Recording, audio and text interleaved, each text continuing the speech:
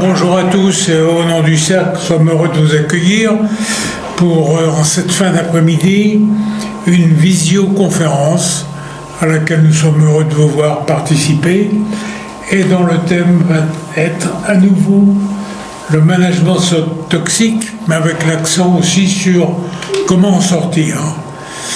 Alors nos participants sont Luc Brunet, professeur à l'Université de Montréal, Maître Michel Ledoux, du cabinet Ledoux Associés, Jérôme Chemin, de la CFTT Cadre. Non, cadrer les autres. Oui, cadrer les autres. Cadrer les autres. J'ai élargi mon spectre. Et Laurent Eckel, qui est le directeur du centre de santé au travail d'Indre-et-Loire.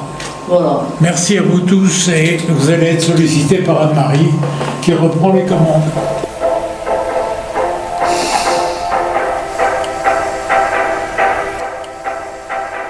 Et ben voilà, merci à vous parce que Jean-Marie, c'est comme toi, Jean-Marie Peretti, quand en début de réunion où il y a des questions techniques ou bien il y a pas assez de monde, Jean-Marie avait un célèbre truc qui était non pas de faire comme les curés en chair ou les journalistes dans le temps qui disaient les bottins pour bloquer les lignes de téléphone, mais c'était à peu près ça et ça marchait très bien. Donc Jean-Marie, on a pris ton exemple. Merci à vous tous d'être là. Et donc, alors on va vous demander comme d'habitude, en n'étant pas très sympathique, mis à part les intervenants, et on remercie d'être là, et au moment du débat vous sauterez sur le micro, de bien vouloir couper tout ça, c'est-à-dire vidéo et puis micro, et éventuellement nous dire des trucs par le chat, voilà. Écoutez, moi je vous remercie tous d'être là, donc pour notre on va prendre les caméras actives. Pour notre... il y a Christine Bonicel qui voit double, et qu'on voit double, donc elle est rentrée 2 fois. Ouais. Donc vous risquez un moment... Jean-Marie aussi, Peretti. Pardon ? Jean-Marie Peretti aussi. Jean-Marie aussi, mais non. C'est tout à l'heure. Bon, là, il a l'air d'être tout seul, Jean-Marie Peretti. Donc, on sait bien qu'il a une personnalité très forte, mais quand même. Et voilà. Et donc, Christine Bonicel, c'est juste pour votre bien et éventuellement pour le nôtre. Ça sera bien un moment de fermer l'une de vos connexions parce que ça risque de parasiter tous les trucs. Voilà. Alors, pardon de ces questions techniques. Mais merci à vous et merci à vous tous d'être là sur une question d'actualité qui ne va pas qu'avec la canicule, management optique, en sortir avec un grand point d'interrogation parce qu'effectivement c'est bien de dire les choses, quelquefois les diagnostiquer, de les dénoncer et autres, mais de pouvoir en sortir, c'est pas mal non plus. Et donc, merci à vous pour ça. Et puis, sachez donc ce qu'on recherche tous, c'est le management et le management qui construit. Et donc, je vais passer là-dessus. Vous me direz si ça marche. Est-ce que quand je vais passer, voilà, c'est ça. Et donc, voilà. Donc, bonjour. Oui, donc ce slide-là, il est aussi pour vous montrer que c'est une obsession chez nous et que c'est une obsession de la semaine en plus, donc ça se trouve comme ça. C'est à la fois ce soir où on est plusieurs et bien chaleureux et autres pour discuter de la chose, et puis demain, de façon qui n'est pas que institutionnelle, parce que vous savez qu'il y a une moisson de rapports qui sont sortis en ce moment, et 2 grands rapports, l'un Solidarité et un autre qui a été sorti par Eurogip et qui, j'allais dire, pour une fois déborde les frontières, puisqu'il s'agit à la fois d'un panorama sur les RPS dans quelques pays d'Europe, mais aussi au-delà, et avec notamment 5 grands pays, puisque c'est le Canada, donc Luc reconnaîtra les siens, le Canada, les États-Unis, la Corée, le Japon, et puis je ne sais plus quel est le dernier, mais il me reviendra. Voilà. Et donc c'est notre grande journée là-dessus, et donc merci à vous tous. Merci à vous tous. En fait, c'est notre 5e séance de l'année sur le management toxique avec Luc qu'on remercie, puisque Luc est le grand prêtre qui a tous les droits, professeur Luc Brunet. Donc, alors, il a d'autant plus tous les droits que je ne peux pas le taper en direct parce qu'il est de l'autre côté de l'Atlantique et qu'il n'est pas à la même heure. Et donc Luc est professeur de psychologie du travail et des organisations depuis, je ne dirais pas combien de temps, mais on se connaît depuis très très longtemps. Et donc il était très sympa puisque l'an dernier, c'était en octobre, à la fois avec toi, Michel, vous vous êtes retrouvés à Bordeaux, c'est ça, c'était à Bordeaux. C'était à Bordeaux sur les mêmes types de sujets, regard croisé et dialogue un peu soutenu avec notamment la RAC qui nous avait rejoint pour la question. Et puis un peu avant, c'était avec autre tribu universitaire, mais pas que, puisqu'il y avait à la fois des soignants et en même temps des entreprises, cette fois-ci c'était à Amiens. Et puis avant entre nous, et on a bien l'intention de continuer. Donc voilà. Alors, vous voilà tous là. Moi, pardon, je ne me suis pas représentée, je suis tout au bout pour ceux qui ne me connaissent pas. Je m'appelle Anne-Marie Lefebvre, et donc je suis législatrice depuis 2006. Nous allons fêter notre 20e année à la fin de l'année. Depuis 2006, avec Jacques Bouvet, mon président de ce cercle, sur ces questions-là, et juste pour vous dire en 2 mots, je ne vais pas rester longtemps qui on est, je dirais en fait, si vous voyez pas bien, vous regardez que le tiret entre santé et travail, parce qu'en gros, c'est toutes les interfaces, que ce soit les ressources, que ce soit des contraintes, que ce soit des impacts négatifs ou autres. Et l'idée, c'est ça, c'est-à-dire depuis le début. Et tu sais, initialement, je veux dire, il y a 20 ans, on était des outils complets de parler de santé globale au travail et sur lesquels, en fait, les gens n'ont pas trop envie d'être saucissonnés là-dessus. Voilà, donc ça c'est nous.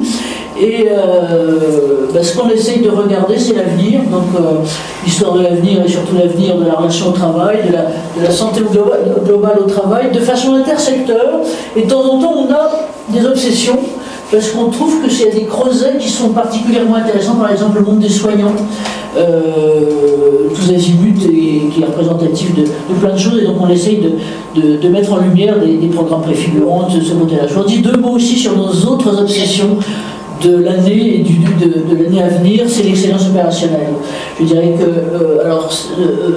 Jean-Marie Peretti, qui est là, professeur Peretti, très heureux de l'avoir, je ne savais pas que finalement je t'avais piqué ton terme, puisque l'une de tes chaires s'appelle l'innovation managériale et l'excellence opérationnelle, c'est en gros exactement ça, et c'est ce qu'on souhaite voir quand on a commencé de regarder, par exemple, sur des métiers très méconnus et essentiels, genre la maintenance, qui vont poser problème en France comme partout pour des questions démographiques juste d'horreur, mais aussi pour d'autres. Et puis toujours notre passion que vous connaissez, puisque ça fait 10 ans sur les exosquelettes, et donc on aura notre 25e UX Forum là-dessus, aussi sur les femmes. Et là, si vous appréciez ces questions, et on a lancé par exemple quelque chose sur les femmes soignantes et patientes atteintes de cancer, ça, mine de rien, c'est 10 000 femmes qui tous les ans, chaque année, reçoivent un diagnostic de cancer dans les établissements de soins. Et comment est-ce qu'elles sont suivies, comment les choses se passent en matière de ou maintien ou réintégration au travail, puisque maintenant on peut vivre avec un cancer et donc travailler avec un cancer. Je dirais que c'est mondialement silence radio, et donc on a démarré quelque chose il y a 1 mois là-dessus, et on aura le 2e épisode, je vous le dirai, cette fois-ci centré sur la partie résilience, si on peut dire, c'est-à-dire sortir du traumatisme. Donc là ce sera début juillet, on vous enverra le truc. Et puis le global, donc là c'était avec un certain nombre d'entre vous, et notamment je salue Laurent qui est là, et Laurent était là sur le vrai renouveau. Ça ne vient pas forcément des Parisiens, et ça ne vient pas forcément des institutions centrales, mais plutôt des territoires. Voilà en gros qui on est. Je vous ai présenté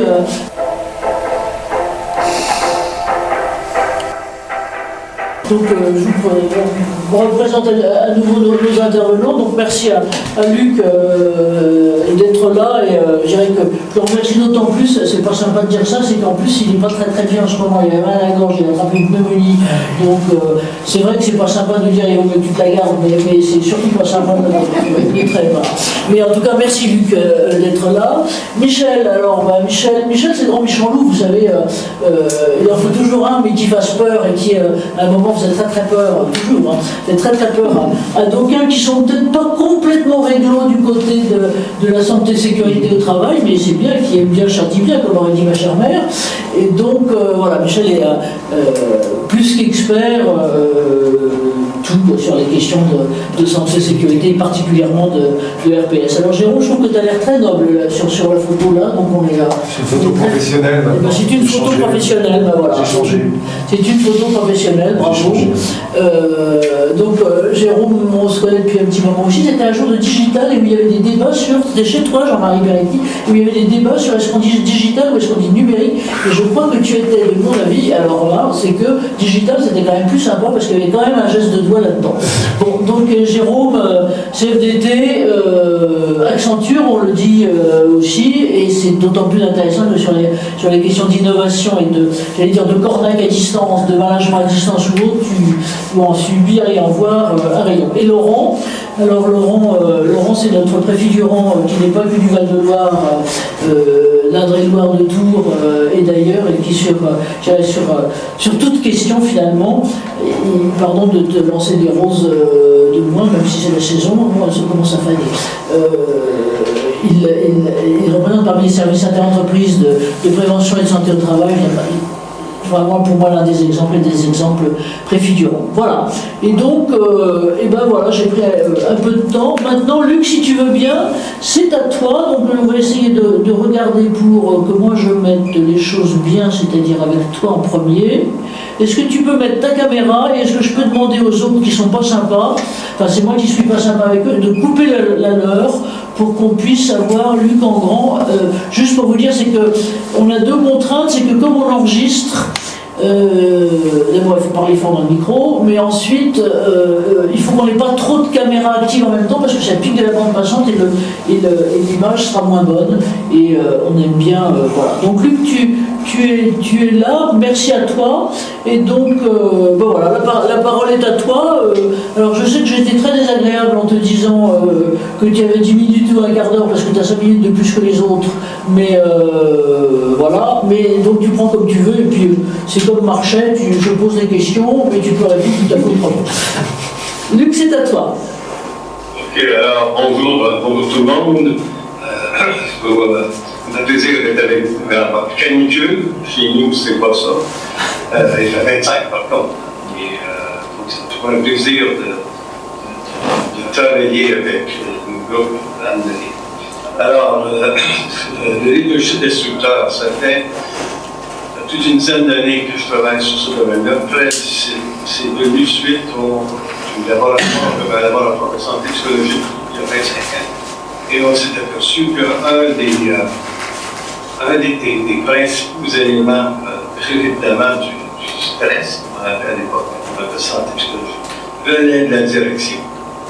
Et ça nous a amené à justement commencer à regarder ce qui se faisait dans l'ère sombre du leadership, qui comprend donc la psychopathie, le narcissisme et le machiavélisme. On a tout. Et on s'est aperçu aussi qu'au niveau de la psychopathie, vous savez, il y a plus de risques de rencontrer un psychopathe, qu'on appelle un psychopathe sous-clinique, au travail qu'à l'hôpital ou encore en prison. C'est des gens qui recherchent le pouvoir, qui adorent grimper dans les échelons. Leur plaisir, c'est effectivement pour trouver les autres. En leadership toxique, je vais revenir sur la définition, c'est un comportement répété qui vient des intérêts légitimes de l'organisation et des employés en minant les objectifs organisationnels, c'est-à-dire en détournant les objectifs organisationnels vers eux. Et les tâches, les ressources et le bien-être dans le milieu de travail. Donc, c'est la je vous disais tantôt que la probabilité qu'on puisse en retrouver est quand même assez élevée. Dans nos recherches, on a observé qu'on a une 20 et 30% de répondants qui ont dit qu'ils souffraient de leadership toxique dans leur milieu de travail. Donc, et ça va.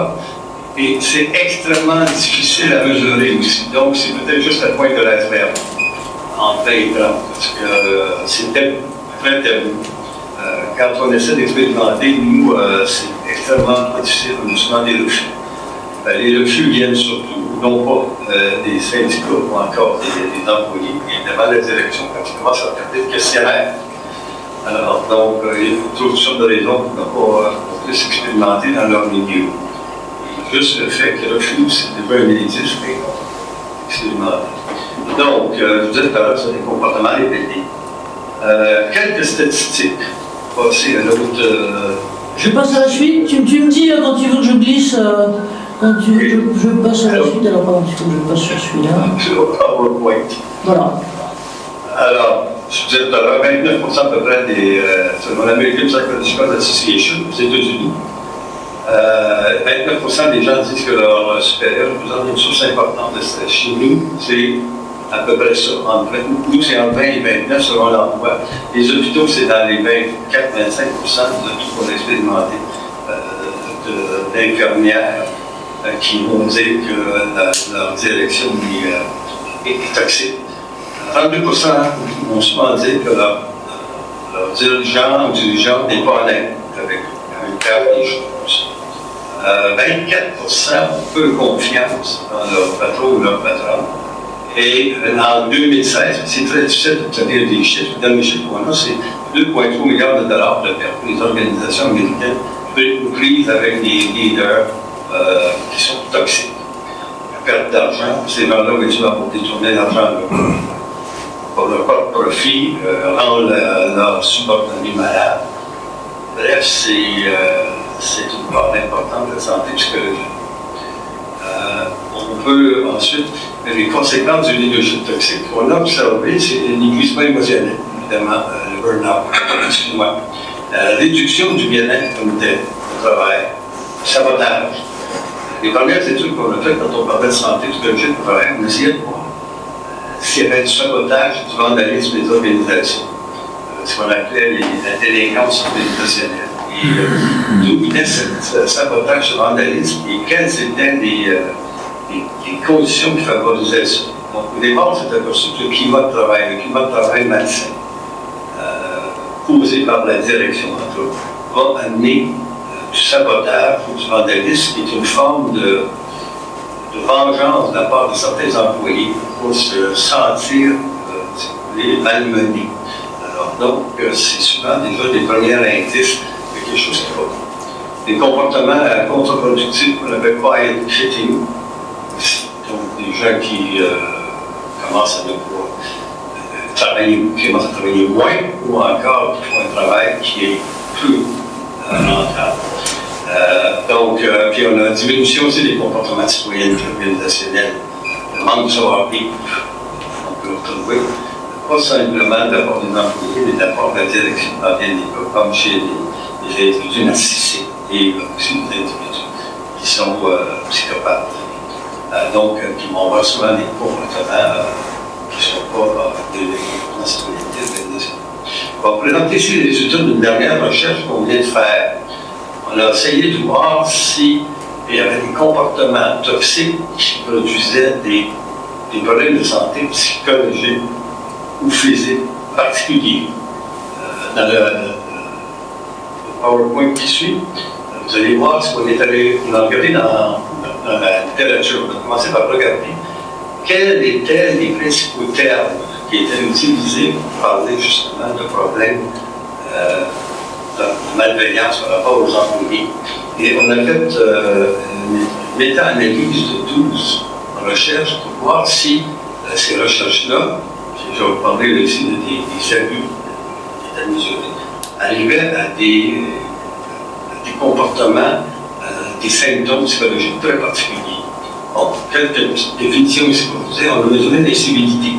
Comportement déviant de faible intensité avec une intention ambiguë d'atteindre la cible. Une discourtoisie et démontrer un manque d'égard envers l'autre. L'incivilité, c'est le manque d'égard. Répondre durement à un employé, se moquer un petit peu, se moquer beaucoup, mais souvent de ce qu'il va dire, de ce que l'employé va dire. La discrimination, traitement injuste et négatif basé sur l'appartenance à un groupe social spécifique. Excusez-moi. Le harcèlement général, conduite interpersonnelle visant intentionnellement à blesser un autre employé au travail. Le harcèlement général et conduite interpersonnelle, j'ai fait déjà un mandat comme vice-doyen aux ressources humaines à l'université. Et j'ai vu deux professeurs se prendre une collègue dans un corridor et les étudiants venaient me chercher, me demandaient de les séparer. Donc, la violence, on va en avoir partout. Une chose qu'on a remarqué, c'est que la violence est plus marquée, évidemment, dans les milieux ouvriers que dans les milieux plus intellectuels, mais elle se fait quand même. Donc, alors, le harcèlement sexuel, je laisse pour des élèves en orientation sexuelle au travail qui sont jugés par la victime comme offensant et menaçant. Intimidation, j'engage vers le bullying. Plusieurs employés qui se considèrent victimes d'agression directe ou indirecte au travail sur une longue période de temps. On retrouve ça assez fréquemment dans le bullying, donc des employés qui sont ciblés par la direction pour toutes sortes de raisons, et puis qui ne sont pas consultés, dont on ne prend pas compte de ce qu'ils disent. Ouais. L'agression physique, donc l'utilisation intentionnelle de force physique contre une personne ou un groupe de personnes dans des circonstances du travail. Quand je vous disais tout à l'heure qu'on en trouve dans tous les milieux, elles sont plus cachées dans les milieux où on a un travail intellectuel que dans un milieu de travail physique. Les leadership abusif, ensemble de comportements volontaires d'un leader qui peut nuire, qui a l'intention de nuire l'organisation subordonnée, en encourageant les subordonnés pour suivre les objectifs qui contreviennent aux intérêts légitimes de l'organisation. Et ou en employant un style de leadership qui implique l'utilisation de méthodes d'influence nuisibles pour les subordonnés, indépendamment des justifications de ce comportement. Donc, c'est le leader qui ramène à lui-même, si vous voulez,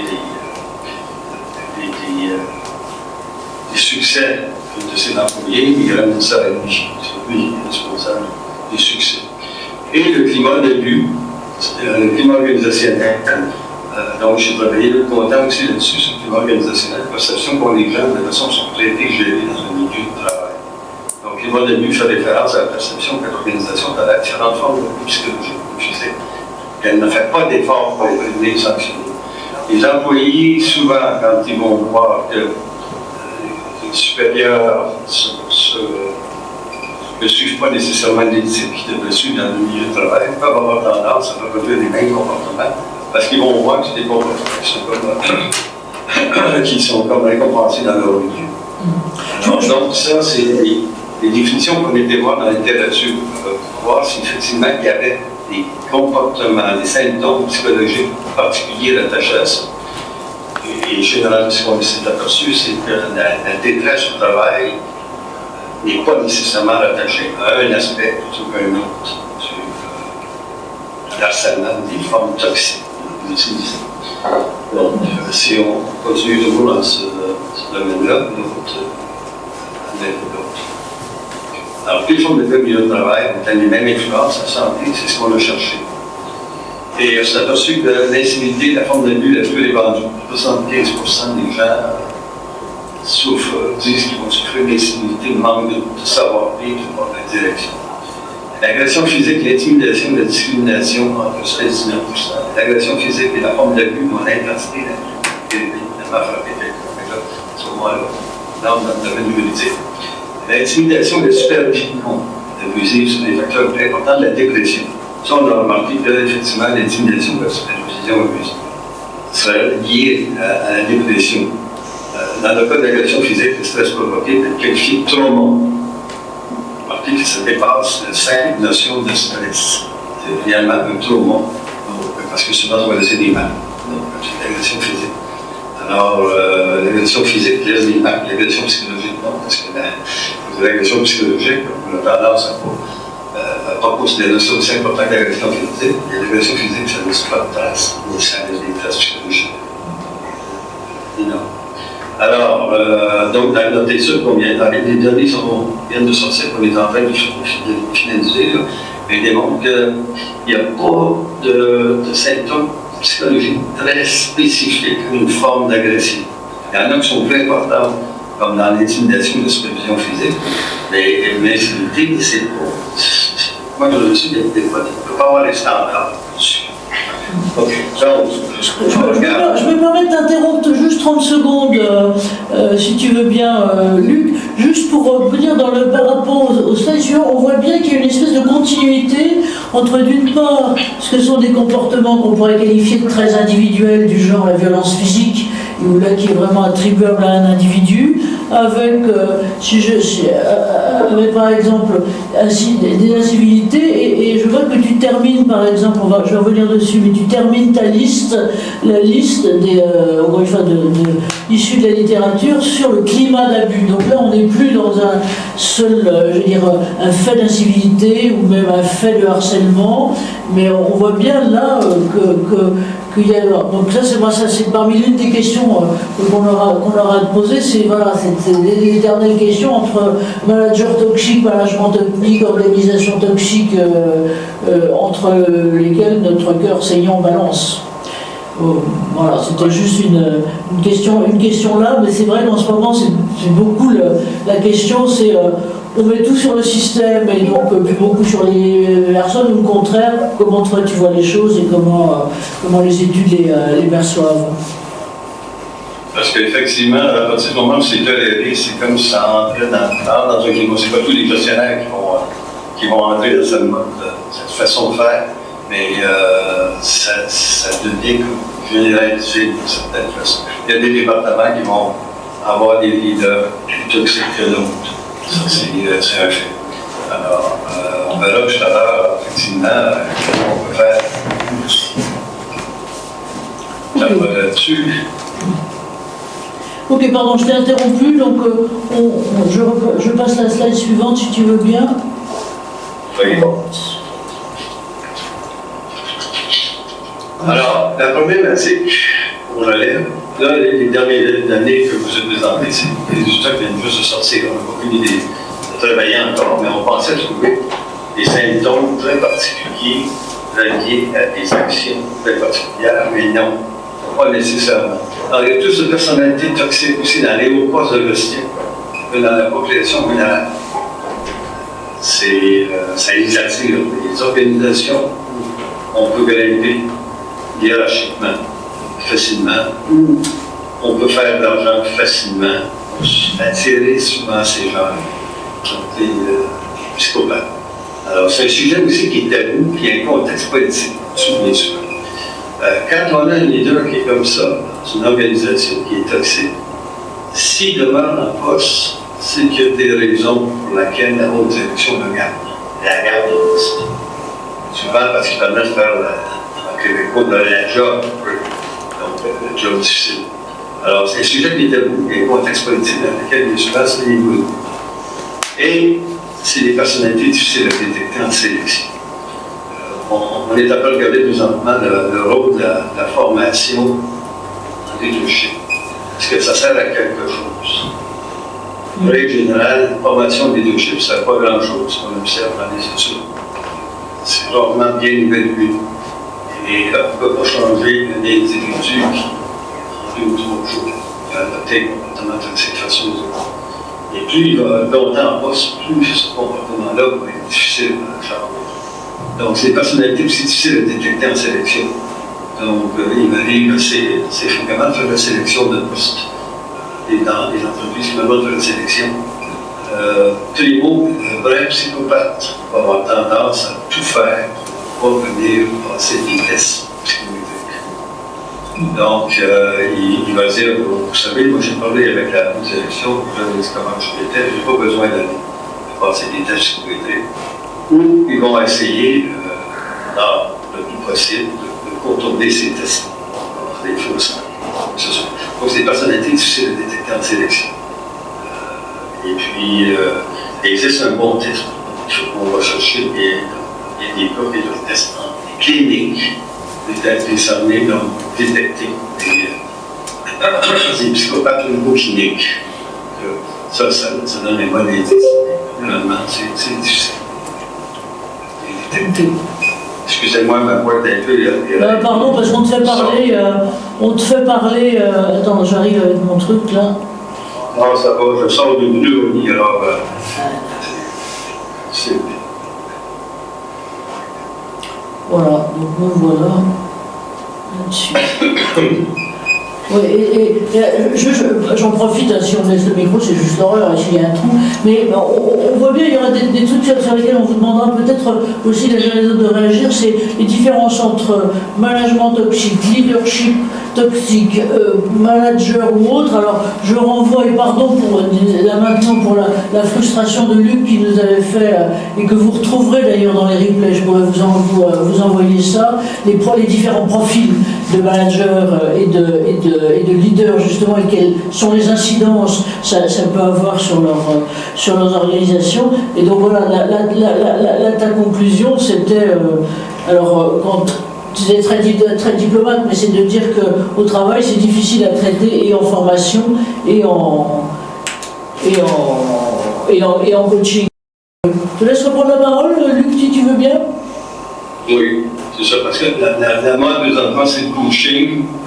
Et quand on parle à des coachs qui sont agréés, je dirais, parce que c'est n'importe qui peut toujours le lendemain, c'est les cas des coachs. Non, les vrais coachs vont dire que c'est extrêmement difficile de coacher ces gens-là parce qu'ils ont toujours des ondes. Ils sont mythomanes, surtout les psychopathes, très mythomanes. La réalité est la réalité qui existe. Alors, quand on est coach, c'est toujours la faute de l'autre. Plus jamais il faut, eux, ils ont raison. Alors, c'est très difficile. Coaching. Est-ce que la direction ne va pas, à un moment donné, prendre une décision, qu'est-ce qu'on fait avec cet individu? Si on a des plaintes qui sont valides, j'ai vu, moi j'ai intervenu dans une entreprise où un des employés qui était la direction a retrouvé à un moment donné dans son repas du midi, dans le réfrigérateur, un verre à froid de conserve dans ses 2 tranches de pain. Mais elle est avec le monde. Inutile de vous dire les dommages que ça peut faire. C'est criminel, ça, à ce moment-là. Et beaucoup de ses collègues ont dit, mais c'est pas un collègue qui a fait ça, on avait un membre de direction qui est venu effectivement jeter un coup d'œil dans le réfrigérateur sur les textes pour voir si c'était la drogue. Donc, alors qu'il avait remplacé. Je t'interromps là pour à la fois pour économiser ta voix et puis parce que il faut aussi la question change, mais peut-être c'est une question qu'on pourra reprendre en débat. C'est côté, j'allais dire, gestion RH de personnes, qu'est-ce qu'on peut faire et qu'est-ce qu'on peut ne pas faire, ou qu'est-ce qui est véritablement la sortie. Est-ce que c'est vraiment la sortie, parce que de temps en temps c'est ça, ou autre chose. Je crois qu'on va te remercier, Luc, si tu veux bien, globalement là maintenant pour cette première partie. On voit bien la complexité du diagnostic et de tout ce qui est finalement intriqué là-dedans, et en termes d'organisation et en termes peut-être aussi de laisser faire du côté de la direction. Donc on voit bien aussi qu'il y a une sensibilité plus grande qui se fait du côté d'une façon générale de l'opinion et autrement, enfin, et même sans rentrer dans le...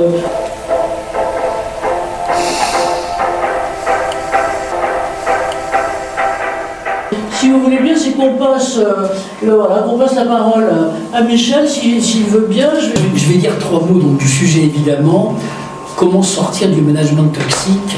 Alors, je vais aborder le sujet sous l'angle juridique, voire même sous l'angle judiciaire. Voilà. C'est beaucoup plus simpliste que ce qu'a développé Luc, mais il faut quand même un peu cadrer le problème. Je dirais que comment en sortir, à mon avis, on est en chemin. Plus exact, on est au début du chemin, tout à fait au début du chemin, mais il faut quand même voir les choses de façon positive de temps en temps. On avance sur le sujet. Déjà, en France, est en train de se construire, pas à pas, brique par brique, non pas un droit à la santé au travail, mais un droit au bien-être au travail. C'est beaucoup plus large. Bien-être au travail au sens de définition de l'OMS, qui est beaucoup plus large que le simple sujet de la santé. Et il faut quand même savoir que sur ces sujets-là, en France, c'est un sujet d'étude relativement récent. Le droit, fondamentalement, pendant des années, on ne connaissait que la santé physique au travail, petit 1, Et cette santé physique, on ne la traitait pas en termes de prévention, on la traitait en matière de réparation. On indemnisait. Hein. On versait des primes de salissure, des primes d'insalubrité, on ne supprimait pas le risque, mais on le payait, on le compensait financièrement. Et donc la question de la santé mentale au travail est un sujet relativement récent. Et chez nous, le sujet est abordé de façon relativement simple en tous les cas, c'est qu'on sait tous, malgré tout, que la cause racine de toutes les atteintes au travail, c'est quand même l'organisation du travail. Clairement, c'est systématiquement à 90% la cause racine de toutes les atteintes santé physique et mentale au travail, c'est l'organisation du travail. Et chez nous, la solution, elle est relativement simple, puisque le premier article de la 4e partie du Code du travail nous dit la chose suivante: l'employeur prend les mesures nécessaires pour assurer la sécurité et préserver la santé physique et mentale des travailleurs. C'est la base. Donc chez nous, qui est responsable par principe de la santé au travail? C'est l'employeur. C'est comme ça d'ailleurs chez nous depuis la fin du 19e siècle. Hein. C'est l'employeur qui organise l'entreprise, qui la crée, et donc c'est l'employeur qui est à la base de tout. Et toujours pareil, ce fameux employeur, depuis maintenant 25 ans à peu près, les tribunaux en France ont essayé de dessiner la silhouette, si je puis dire, de cette obligation de prévention. Ça commence où, ça s'arrête où, jusqu'où l'employeur doit aller pour préserver la santé physique et mentale donc, du travailleur. Vous savez que ça s'est passé en 2 temps, très schématiquement. Hein. 2002, donc la Cour de cassation pose l'idée, pose le principe d'ailleurs, d'une obligation de sécurité de résultat. Autrement dit, pour un employeur, à tous les coups tu perds. Dès l'instant où il y a une atteinte à la santé physique puis mentale, mécaniquement, tu dois indemniser ton salarié. À tous les coups tu perds. C'est un peu ce qui s'est passé pendant à peu près 25 ans. Et puis à partir de 2015, à l'occasion d'un arrêt qu'on appelle l'arrêt Air France, l'employeur a dit la chose suivante: l'employeur peut s'exonérer de sa responsabilité s'il peut justifier d'avoir respecté ce qu'on appelle les fameux principes généraux de prévention, autrement dit une bonne évaluation des risques et derrière des bons plans d'action, hein, bien faits, intelligents, complets, effectivement appliqués sur le terrain. Donc l'effectivité de la prévention, ça peut paraître idiot, déjà que la Cour de cassation a eu besoin de le dire, qu'il fallait que la prévention soit effective, hein, mais c'est tous les cas la prévention doit être efficace, et dans cette hypothèse-là, l'employeur pourra peut-être s'exonérer de sa responsabilité civile. Le but derrière tout ça, en France, il est simple, c'est qu'il y a une très grosse pression de la jurisprudence sur l'employeur, et si on parle de santé mentale, de façon à l'inciter à éjecter au plus vite les personnalités toxiques. Et ce qui est d'ailleurs en train de se passer lentement mais sûrement, hein, il y a une telle atteinte à la réputation des entreprises qui se distinguent, qui sont mis sur le pilori en raison de comportements toxiques, que de plus en plus souvent dans les entreprises, on vire au plus vite la personnalité toxique, qui peut faire du mal quand bien même elle est importante, parce qu'en général les gens toxiques sont importants. Hein. C'est des gens qui réussissent, ça, évidemment, ils marchent sur la tête de tout le monde, donc nécessairement ça marche, mais on commence à observer, je commence à observer sur le terrain que de plus en plus souvent, ces gens, quand bien même ça fend le cœur de l'entreprise de se débarrasser de gens très efficaces, hein, on finit par prendre cette décision de les virer, parce que l'image de marque de l'entreprise en prend un vieux coup, ça coûte de plus en plus cher. Donc aujourd'hui, on en est là sur une pression considérable mise sur l'employeur, de façon à ce qu'il chasse. Alors, comment l'employeur peut justifier sur cette obligation de prévention qui n'est plus une obligation de résultat?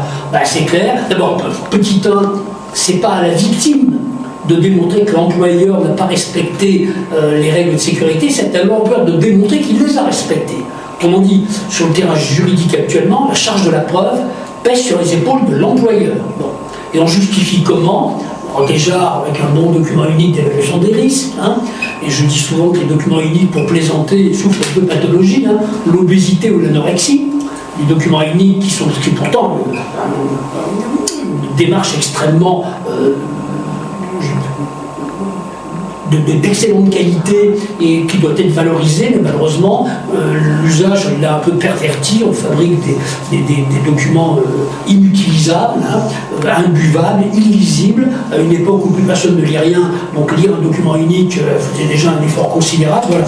En ayant un document unique, en ayant par exemple des bons plans de prévention, en ayant des bons règlements intérieurs et précisément en cas d'alerte d'atteinte à la santé mentale, en mettant en œuvre des enquêtes internes de bonne qualité, faites avec honnêteté, qui soit le plus neutre possible, et derrière, la solution est simple, la jurisprudence la plus récente, personnel toxique validé par une enquête interne de l'instant où il y a un doute, la solution c'est simple, c'est la porte. Il n'y a pas de tergiversation là-dessus. La jurisprudence, dans tous les cas, est extrêmement claire. Il y avait plusieurs entreprises qui ont été sanctionnées pour s'être contentées de donner des avertissements et puis prévoir du coaching pour le manager dangereux, toxique. Non, s'il est toxique, on le vire. C'est clair et net, on en est là aujourd'hui. Si on est déjà dans le tube judiciaire, si je peux me permettre. Quand on est dans le tube judiciaire, évidemment. C'est pour ça que j'ai bien pris après que j'en dire, je m'exprime que dans le tube. Juste question là-dessus. À ton avis, quelle proportion, alors si jamais on peut dire ça, quelle proportion est susceptible de passer dans le tube judiciaire par rapport à avant, comme dirait l'autre? Les deux notions avec plus grand et avant étant totalement floues. Il y en a encore très peu, mais il y en a. Il y en a, et oui, il y a des phénomènes. Par exemple, les atteintes à la santé mentale. Longtemps ont été pris en charge des accidents du travail. Ouais. Bon, il fallait qu'il y ait, c'est encore le cas, un événement, un choc émotionnel au travail, derrière la victime sort en pleurant, va voir son médecin traitant, elle est arrêtée. Si la victime arrive à démontrer un événement suffisamment précis au temps et au lieu du travail, ce sera pris en accident du travail. Mais ce qui se développe actuellement, ce sont les déclarations de maladies professionnelles. Parce qu'il n'y a pas automatiquement un événement suffisamment précis. Parfois, c'est du supplice chinois qui va conduire quelqu'un à être en mauvais état de santé. Et bien, on observe que le nombre d'accidents, de maladies professionnelles, d'atteinte à la santé mentale provoquées, reconnues au titre des maladies professionnelles, ne cesse d'augmenter. Il y a de l'ordre de 10 à 15% par an. Et ça augmente pourquoi? Parce que comme il n'y a pas de tableau de maladies professionnelles pour les atteintes à la santé mentale, on va passer par le comité régional de reconnaissance des maladies professionnelles qui s'appelle le C2RMP. Et ce C2RMP, déjà pour ouvrir la porte du C2RMP, il faut au moins avoir 25% d'incapacité, donc il faut être déjà bien atteint. Mais les médecins conseils des caisses admettent beaucoup plus facilement qu'avant que les 25% ont été atteints. Et derrière, les C2RMP reconnaissent de plus en plus souvent les atteintes à la santé mentale comme des maladies professionnelles. Donc il y a encore peu de gens évidemment qui sont dans le tuyau, mais il y en a quand même de plus en plus. Il y en a de plus en plus. C'est pour ça que je dis qu'on est sur le chemin, on est au début du chemin. Mais vous voyez, moi je me rappelle il y a 30 ans, quelqu'un qui se plaignait d'un harcèlement, ça ne marchait pas. Moi, je me suis entendu dire par les tribunaux, enfin, maître, comment pouvez-vous le prouver? Certes, vous me donnez un certificat de son psychiatre, mais son psychiatre s'est content d'être le greffier de votre cliente qui a raconté ses malheurs. Il n'y a pas de radio ou de scanner pour identifier une fracture d'un choc émotionnel, donc vous ne prouverez jamais, donc ça ne marchait pas. Enfin, je me rappelle de l'avoir plaidé quelques fois, on se faisait jeter immédiatement par le tribunal. Aujourd'hui, il est devenu crédible. Vous savez, le problème tous les phénomènes qui gravitent autour de l'entreprise, dans la société, finissent un jour ou l'autre pour percuter l'entreprise. Si je prends un seul exemple actuel, regardez la question des stupéfiants. Maintenant c'est devenu très important, la question des tests salivaires par exemple. C'est un sujet qui n'existait pas il y a encore 3 ou 4 ans. Mais aujourd'hui, toutes les entreprises se président. Et donc tous les phénomènes de société, un jour ou l'autre, percutent l'entreprise. Et comme le droit est une science humaine, un jour ou l'autre, ça rentre dans le champ du droit. Et la crédibilité, le phénomène d'atteinte à la santé est quand même très important. Que tout le monde sait aujourd'hui, tout le monde peut penser qu'on peut souffrir au travail, et donc il est crédible que un management délétère puisse provoquer des accidents du travail ou des maladies professionnelles. Et donc c'est vrai que ça occupe de plus en plus de nos cabinets. Ça fait 30 ans qu'on fait de la santé au travail. Il y a encore 15 ans, on ne parlait que d'accidents du travail. Il n'y a pas de la partie santé mentale, j'imagine, dans votre activité. Déjà, la partie maladie professionnelle n'existait quasiment pas. Et la santé mentale, encore moins. Maintenant, c'est un vrai sujet qu'on traite au quotidien, d'ailleurs à tel point que certains regrettent un peu cette situation. Hein. On a l'impression que la santé physique n'est plus un problème, hein, alors que malheureusement, il y a encore énormément d'accidents du travail, énormément d'accidents du travail très graves, et que la santé mentale est à la mode. C'est le sujet, hein, c'est tendance. Hein. Très souvent, il y a même des articles, il y a une critique sur la question des déclarations d'accidents. Hein. Il y a un article récemment que j'avais aimé, le titre était bien, c'est le malaise du malaise. Hein. Le malaise du malaise, où des gens qui vont pas bien, à l'instant où on refuse quelque chose, ils sont pas bien dans leur peau, il y a des gens qui râlent parce que ça peut être reconnu en accident du travail. Il y a une suspicion d'instrumentalisation qui est, à mon avis, totalement stupide. Hein. Ça peut arriver évidemment, mais c'est tellement insignifiant qu'on ne devrait même pas en parler. Mais il y a même un soupçon d'instrument. Il y a une tendance doctrinale, d'ailleurs, il y a des critiques dans la presse juridico, tout ce que vous voulez, qui critiquent effectivement que trop de gens sont pris en charge à tort, en athée ou en maladie professionnelle, sur la question des risques psychosociaux. Mais on est en chemin, notre droit est de plus en plus intransigeant, les juges qui pendant des années ne sont pas occupés du sujet, parce qu'on ne leur a pas présenté le dossier d'ailleurs, s'en occupent et ils tapent de plus en plus fort. Et notamment les atteintes à la santé, en termes d'indemnisation par exemple, les dommages et intérêts ne cessent d'augmenter, ça coûte de plus en plus cher, et donc même l'employeur qui se désintéresserait de la santé physique et mentale a quand même intérêt, ne serait-ce qu'économiquement, à s'y intéresser. Et puis en plus, sans compter la question d'image d'un matin qui serait ravageuse. Et vous voyez, juste pour terminer, toujours distinguer la responsabilité civile de la responsabilité pénale. Ouais. La responsabilité civile, l'objectif c'est l'indemnisation, et ça concerne surtout l'employeur. Alors la responsabilité pénale, ça peut concerner par contre les individus qui effectivement se livrent à des actes, à des agissements interdits et qui peuvent être condamnés. Il y en avait très peu auparavant, hein. Et puis même, vous voyez, tout est lié.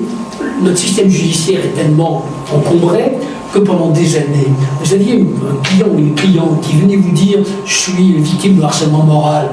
Qu'est-ce qu'on lui conseillait si on voulait être un peu réaliste? On va aller devant le conseil des prud'hommes, hein, on va aller au civil, parce qu'au civil on a la main. Si on dépose plainte au pénal, le pénal c'est le triangle des Bermudes, vous aurez peut-être une décision de classement sans suite dans 5 ans, et vous allez souffrir doublement, d'abord du harcèlement, puis de l'encombrement du judiciaire, et même du désintérêt du judiciaire pour ces sujets. Et donc pendant des années, c'est vrai que la plupart des avocats réalistes avaient tendance à orienter tout le monde vers le civil en disant, devant le conseil des prud'hommes, même si la procédure est très longue, ce sera moins long qu'une plainte au pénal, et ça risque de donner des résultats, puisqu'on a la main sur une procédure civile, alors qu'on n'a pas la main sur le pénal, puisque c'est le parquet qui a la main. Donc il y a toute une série de phénomènes qui incitaient les gens à aller plutôt au civil, et donc donc moins de visibilité. Parce que pour le citoyen normal, le seul droit qui compte, c'est le droit pénal. Pour le droit civil, tout le monde s'en fout. Et les procédures individuelles dans le CPH n'intéressent en général personne, hein, sauf quelques cas particuliers. Donc tout ça a participé, mais bon, on est en train de sortir du sujet. C'est ce qu'on voit, et merci Michel Destas, c'est-à-dire que ce qu'on a vu avec Luc, qui est d'ailleurs symptomatique, c'est que la montée des études de ce côté-là, et des études internationales, je veux dire, c'est pas pour rien que l'OIT a sorti son rapport avec des chiffres plus effrayants et qui sont globalement certifiés. Donc des études de ce côté-là, de plus en plus de diagnostics, on voit effectivement qu'il y a un intérêt du droit qui s'est retourné, je pense que ça qui s'est retourné, je pense, comme à un moment, globalement ça finit par passer. Et alors,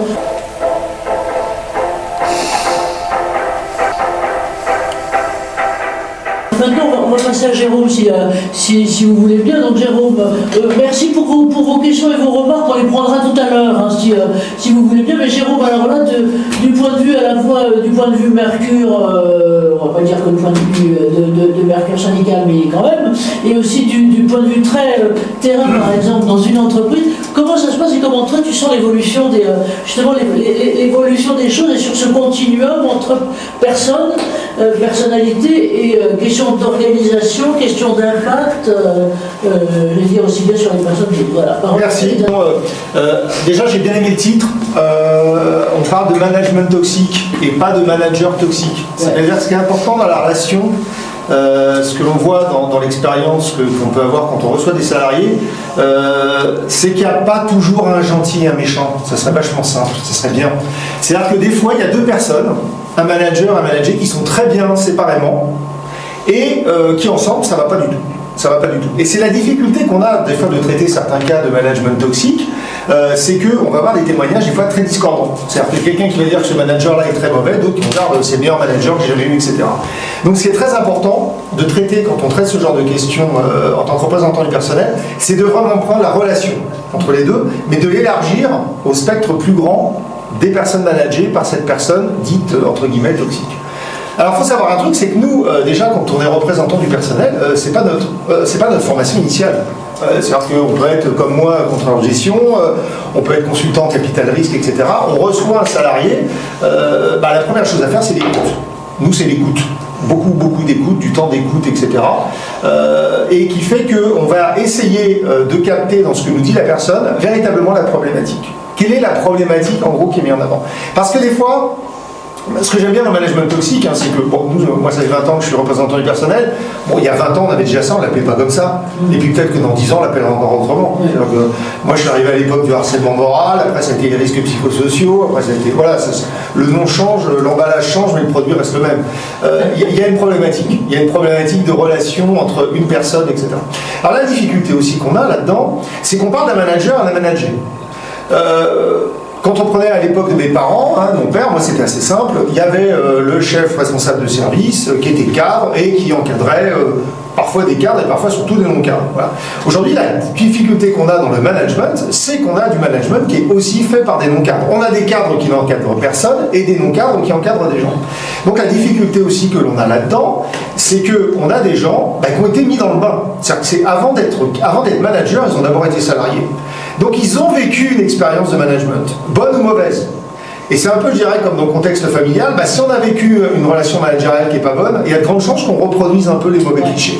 J'en ai bavé, il n'y a pas de raison que les gens que je manage n'en bavent pas non plus. Et ça, on va se retrouver dans une reproduction de modèles qui est très compliquée parce que la personne va être persuadée d'être dans son bon droit. Le manager va être persuadé d'être dans son bon droit. Si on se passe maintenant du côté du manager, nous, l'écoute, à quoi elle sert? Elle ne sert pas à faire seulement parler à la personne, c'est qu'elle cherche à savoir exactement qu'est-ce qui pose problème. Et ça, c'est le plus dur. Quand vous rencontrez un salarié, qu'est-ce qui pose problème? Il va vous dire que c'est le pire des managers, que c'est quelqu'un qui n'est pas à l'écoute, et quand vous allez en fait dénouer le fil, vous allez vous rendre compte qu'il y a en fait un point qui pose problème.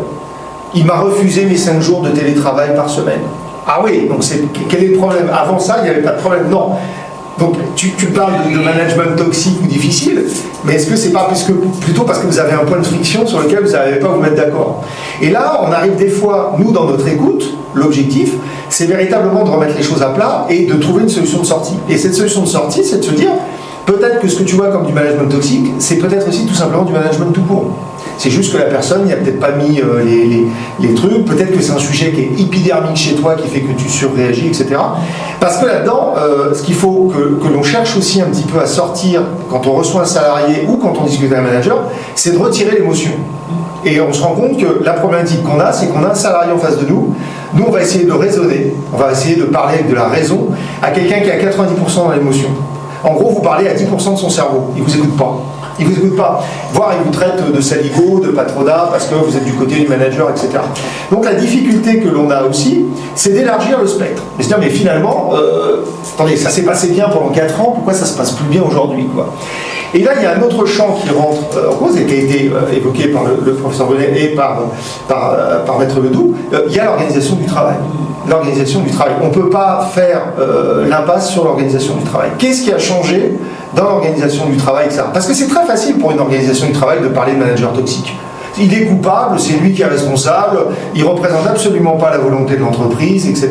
Moi, je vais vous dire, pendant le Covid, moi, les managers, ils étaient très bien, les managers. Ils disaient, nous, on nous demande en haut d'être bienveillants avec nos salariés, de ne pas leur mettre la pression et tout. Mais nous, la pression des autres, au-dessus, on continue de nous la mettre à nous. Et là, on s'est retrouvé avec des gens qui se retrouvaient, on prend toujours l'image un peu maintenant qui est un peu tarte à la crème de manager entre le marteau et l'enclume. Bon, je commence à avoir un peu marre de l'utiliser, mais je continue. La problématique que l'on a, c'est que véritablement, ils se retrouvaient là-dedans. Et donc la personne, nous, ce qui est intéressant quand on reçoit le salarié et ensuite qu'on discute avec le manager, c'est de voir dans quel contexte il est. Et là, on se retrouve souvent à rencontrer un manager dit toxique ou toxique, il y en a, il ne faut pas se leurrer, mais qui lui-même est victime d'un management toxique. Vous savez, c'est le phénomène à la chaîne. C'est qu'on se rend compte que finalement, il n'était pas forcément foncièrement comme ça à la base, mais il se reçoit une telle pression sur la figure, etc., qu'il commence à faire des choses qui sont contraires aussi à son éthique. Et là, on rentre dans une autre problématique, qui est quand on commence, et c'était dans les slides du professeur Bonnet, quand on commence à toucher à l'éthique des gens. Et là, il y a véritablement souffrance quand on touche à l'éthique et au sens du travail. C'est-à-dire que la personne va admettre qu'il peut y avoir des frictions au travail, qu'on n'est pas toujours d'accord, etc. Quand on commence à toucher à l'éthique et au sens du travail, les gens sont carrément déstabilisés. Et c'est là qu'on commence à aller vers véritablement des symptômes médicaux, voilà, burn-out, dépression, etc., incapacité professionnelle.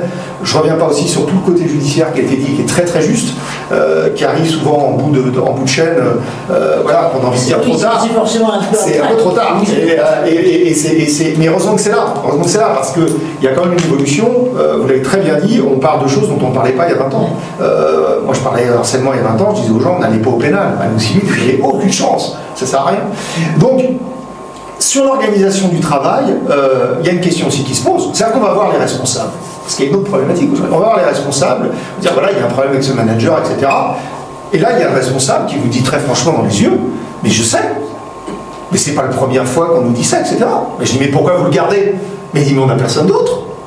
Parce qu'aujourd'hui, la problématique que l'on a, c'est que les gens ne veulent plus encadrer, ne veulent plus être manager. Ouais. Les gens nous disent pourquoi avoir quelques milliers d'euros, voire quelques dizaines, des fois, ou centaines d'euros en plus, pour des millions, excusez-moi l'expression, d'emmerdes en plus. Donc la difficulté qu'on va avoir aussi, c'est qu'aujourd'hui, ce métier tant décrié, parce qu'on lui met de la pression, etc., ne veut plus être exercé. Donc on se retrouve dans une espèce de spirale infernale, que les seuls qui veulent prendre les rôles de manager, ce sont les gens qui sont opportunistes, et c'était très bien dit dans les slides de professeur Bonnet, des gens qui veulent évoluer dans la hiérarchie, uniquement pour évoluer, donc ils sont prêts à marcher sur la tête de n'importe qui sont de mauvais managers, mais qui sont les seuls à accepter ces postes-là. Et du coup, on se retrouve dans cette spirale où ils donnent une mauvaise image du management, donc les jeunes voient ça, dire « moi je veux sûrement pas ressembler à ce type-là ».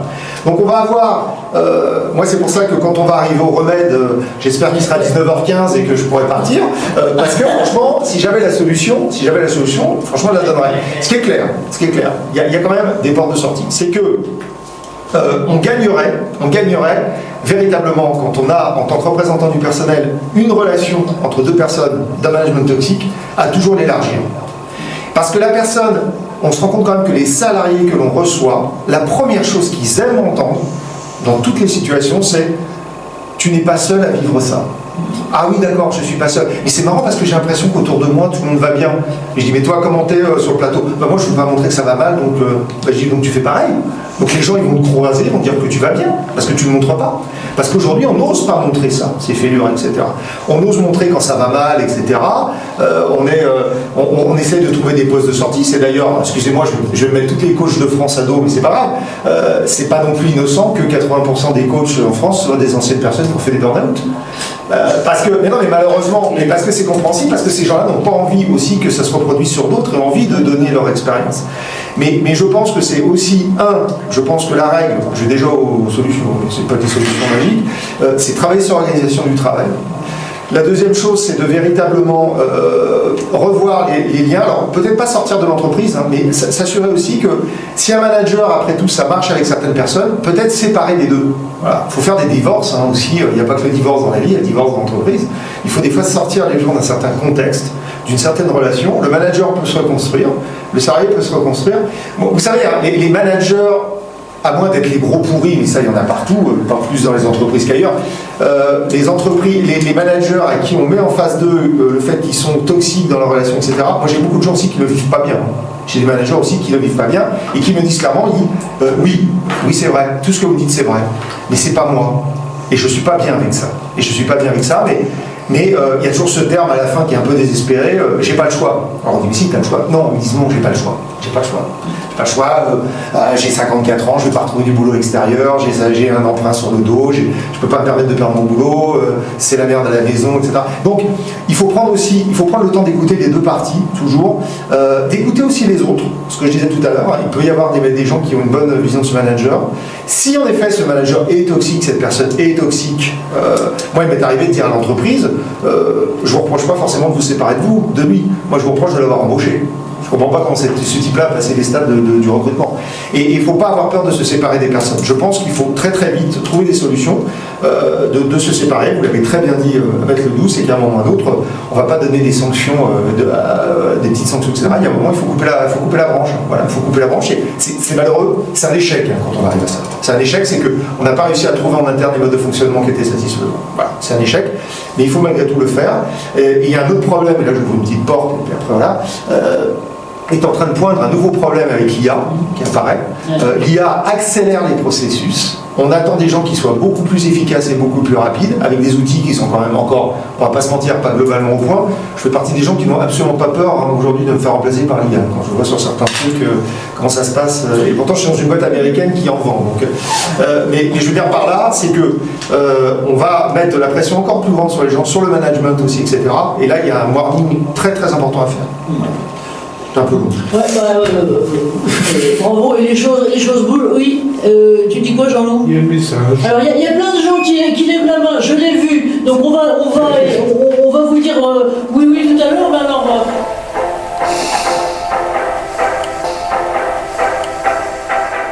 On a quand même quelqu'un qui piaffe quelque part et qui doit être, et merci parce que de plus en plus il y a la question de le diable, on est d'accord, il y a beaucoup d'études, le judiciaire se met en place et puis le syndical est là aussi, et là maintenant, et sur le terrain, qu'est-ce qu'on fait? Alors Laurent avec, où est-ce qu'il est Laurent?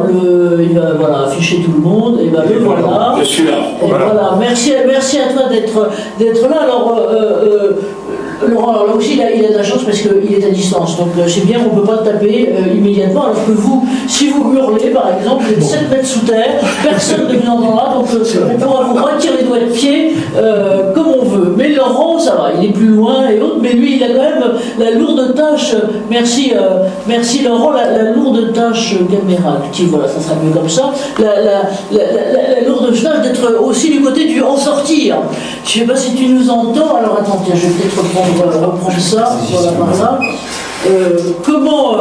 Comment en sortir, et qu'est-ce que par exemple dans le rôle, si on non seulement le rôle, mais effectivement des services inter-entreprises de prévention santé travail sur le terrain, comment à la fois toi et vous êtes avec votre tissu qui est aussi bien des employeurs que de salariés, que côté santé au global et santé mentale aussi, vous êtes impliqués là-dedans, et puis quoi faire pour en sortir? L'une des questions étant notamment identifier les coopérations, l'inter-territoire, l'inter-PME et peut-être la médiation. Donc Laurent, c'est à toi, on se centre sur toi si tu veux bien. Donc je vais mettre caméra sur l'interlocuteur actif. Merci Anne-Marie et puis à tous les intervenants qui précèdent des propos de terrain. Alors je dis toujours, les services de prévention et de santé au travail, c'est les acteurs du dernier kilomètre, et donc moi j'ai le plaisir de témoigner pour l'un d'entre eux, celui de l'Indre-et-Loire. Je vais inscrire mes propos et vous allez voir, il y a quelques clins d'œil sur les propos précédents des intervenants. Moi j'aime toujours bien mettre entre l'individuel, le collectif, des passerelles, et puis on essaiera de parler des pistes de solutions, c'est la sortie, est-ce qu'il y a des choses possibles. En tout cas, si vous témoignez également du fait que les services de prévention au travail se développent et interagissent avec un environnement dynamique. On disait c'était mieux avant, ou avant comme on faisait. Avant on avait d'autres outils et aujourd'hui on les développe autrement. Le premier point, c'est celui j'essaie de faire de l'articulation de la prévention primaire, secondaire et tertiaire. Alors sur le primaire, je le rejoins toujours sur de l'individuel. Bon an, mal an, même si les visites individuelles en santé au travail se déportent un petit peu dans le temps, tout simplement parce qu'il y a des travailleurs qu'il vaut mieux suivre plus souvent que d'autres, et c'est à la main à la fois du médecin, mais également de l'employeur et du salarié. Mais on arrive quand même, grosso modo, à voir, si on le voulait, les gens tous les 2 ans. Grosso modo, je vous donne l'exemple d'un service, 130 000 travailleurs suivis, grosso modo 65 000 visites faites par an. Alors évidemment, certains on les voit tous les 5 ans parce qu'il y a moins de besoins, et d'autres on les voit 3-4 fois dans l'année parce qu'il y a des problématiques autour de la santé et ou des conditions de travail. Et autour de ce carottage individuel populationnel, comme ça que je l'appelle, on arrive à faire, c'est beaucoup nos infirmiers de santé au travail sous délégation du médecin qui y travaille, des examens beaucoup plus longs. Aujourd'hui, une visite avec un infirmier, c'est au moins 30 minutes, avec les examens complémentaires derrière. Et pour revenir sur la question du management toxique, ce qu'on essaie de faire, c'est de capter des informations. Donc là, on est vraiment un petit peu dans le dépistage des choses. Et souvent, j'ai des employeurs qui m'appellent en me disant « Dites donc, vous allez peut-être un petit peu loin là, service santé au travail, parce que j'ai mes salariés qui sont revenus et ça fait 3-4 fois que ça revient. » Eh ben, on leur pose la question comment ça se passe avec le chef ? Est-ce que le management, ça va bien ? Comment vous vous sentez, plus ou moins stressé ? Dis donc, moi, je ne vous paye pas pour ça, etc., etc. Et je réponds assez simplement, et vous l'avez fait d'ailleurs dans votre propos historique, je pense qu'on avait une acuité sur le risque physique il y a encore quelques dizaines d'années de cela. Je rappelais les troubles musculo-squelettiques, l'usure du corps humain au travail était principale. Aujourd'hui, on sait qu'un tiers des inaptitudes en cas d'absence de reclassement possible sont liées autour du psychique. Alors dedans, vous avez du psychiatrique, vous avez de la décompensation, vous avez des addictions, vous avez du risque psychosocial au sens le plus large possible, mais ça concentre un tiers. Ce n'est pas le même cas il y a encore 10, 15 ans, peut-être même 5 ans, selon les dernières données post-Covid. Donc on a un premier truc au niveau de l'anamnèse, c'est-à-dire tout ce questionnaire qui est ordonnancé par les professionnels de santé pour remonter des signaux qu'auparavant, on ne dit pas qu'ils n'existaient pas, mais qu'on remontait peut-être aussi moins bien. Et d'ailleurs, je dis que ça fonctionne parce que je le vois bien, quand les salariés retournent en entreprise, j'ai souvent le responsable ou le chef d'entreprise, selon la taille, qui m'appelle en me disant « n'allez peut-être pas, disons, c'est quoi ces questions-là ?» Donc c'est à charge. Et je réponds toujours « non, ce n'est pas à charge ». Nous interrogeons sur les postes en fonction plus ou moins tertiaire, mais on interroge toujours l'ambiance au travail, le climat de solidarité également, ce qu'on appelle le soutien opérationnel. Est-ce qu'il est entre les pairs? Est-ce qu'il est auprès du manager? Et tout ça, ça permet aux médecins du travail, à la fin, de reconstituer une sorte de panoptique des conditions. Naturellement, donc on a développé ce sens de l'écoute, de la captation de l'information. Et ça, c'est vraiment intéressant. Et vous avez des enquêtes plus ou moins régulières qui se font. Là, on travaille, dans la prochaine quinzaine, les maladies à caractère professionnel. J'en profite toujours pour ajouter que la veille sanitaire fait partie des missions intrinsèques et historiques des services de santé au travail. Donc, nous sommes, en termes d'épidémiologie, des remonteurs d'informations et on va forcément colliger des choses qui sont autour des risques psychosociaux et parfois autour des questions managériales. Deuxième chose sur laquelle on s'est aussi formé, et c'est quand même déjà un petit peu lointain, déjà, je dis 10 ans au moins, peut-être une quinzaine d'années, nous avons développé l'axe de la psychologie du travail. Toute l'école de des jours, etc., ont formé des gens avisés, ce sont des masters 2 sur la psychodynamique du travail. Le psychologue du travail n'est pas le psychologue clinicien, sur celui dans lequel on va voir, lorsqu'on a un coup de mou moral, on va voir le psychologue en ville. Les psychologues du travail ont une autre fonction, c'est-à-dire qu'ils sont à la fois en mesure de faire une écoute attentive de ce qui va être remonté dans le cadre des conditions de travail, mais également ont un retour sur la prévention très primaire, de la prévention du risque psychosocial. C'est intéressant, c'est quelle est l'ambiance, quelle est dans le règlement intérieur, est-ce qu'il y a des choses, est-ce que les réunions, comment elles s'organisent, est-ce qu'il y a des tours de parole, est-ce qu'il y a des... On parle beaucoup aujourd'hui de l'expression travail, je reprends les lois de 82, c'est vieux, mais l'expression travail, c'était d'une extrême modernité. Est-ce qu'on a ces soupapes qui permettent d'exprimer, de mettre le travail en mots? Eh bien, tout ce que font les psychologues du travail, c'est exactement là-dessus. Et là, on est sur un axe beaucoup plus primaire. Donc, on essaie de travailler le deuxième, l'individuel, on le dépiste. Et puis, il y a cette troisième partie qui est en cas de problème, ce que vous avez tous parfaitement évoqué avec des spectres et des lectures un peu différentes, plus ou moins professionnelles, universitaires ou juridiques, mais il y a effectivement surgi à un moment donné la décompensation, le malaise, le mal-être, la souffrance psychique, et là il s'agit ensuite de la mettre en mots. Alors j'aime bien regarder des deux côtés. Et je trouvais la dernière expression très bien, tout n'est pas blanc, tout n'est pas noir. Et en général, c'est parfois on avait, Monsieur Chemin disait, un bon manager, un bon salarié, pas de peau, on les met ensemble, il y a une alchimie explosive, ils étaient bien individuellement, et puis les deux, ça déconne. Qu'est-ce qui se passe là-dessus? Donc ça, c'est intéressant de pouvoir interroger la question de la formation du manager. On le sait aujourd'hui, c'est un peu moins vrai, mais je rappelle toujours que 90% des entreprises que nous suivons dans les services de santé au travail inter-entreprises, ce sont des boîtes de moins de 20 salariés. C'est le tissu économique de la France, quel que soit il y a parfois des plus grosses entreprises, bien évidemment, mais le tissu, le maillage économique dans les territoires, ce sont des TPE, PME. Et c'est exactement nos clients, nos adhérents. Alors, c'est pas évident quand vous montez un petit peu en management, souvent, c'est sur le tas. Et c'est ce qu'on se disait avant, il faut former un petit peu les gens. Vous pouvez être un excellent opérateur, un excellent ouvrier, c'est pas pour ça que vous deviendrez un bon chef. Et comme il a été dit précédemment, pour peu que vous ayez été élevé un petit peu à la dure, j'ai vu dans certains hôtels, cafés, restaurants des casseroles qui volaient un petit peu bas, on a plutôt envie de se dire, allez, c'est un peu l'esprit bisu, vous voyez, moi je l'ai vécu, moi j'ai survécu, j'ai tenu, tu vas en banchier un petit peu quand même aussi, et tu verras, ça t'apprendra un petit peu le métier. Je caricature à gros traits, évidemment les choses ont bougé. Ce que l'on essaie de faire aussi, et c'était souvent repris dans les plans santé au travail ou les plans régionaux de santé au travail, c'est une forme d'école au management.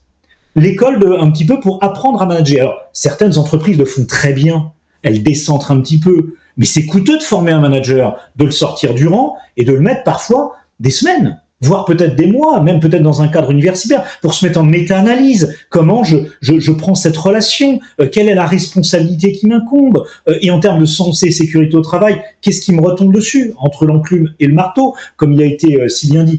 Donc, si on est mal formé à ça, ça marche pas. Alors, modestement, certains services santé au travail, et une bonne majorité d'entre eux, se posent cette question de l'école au management. Et c'est là où beaucoup on intervient, parfois dans les écoles de commerce, avec nos psychologues du travail, nos médecins du travail.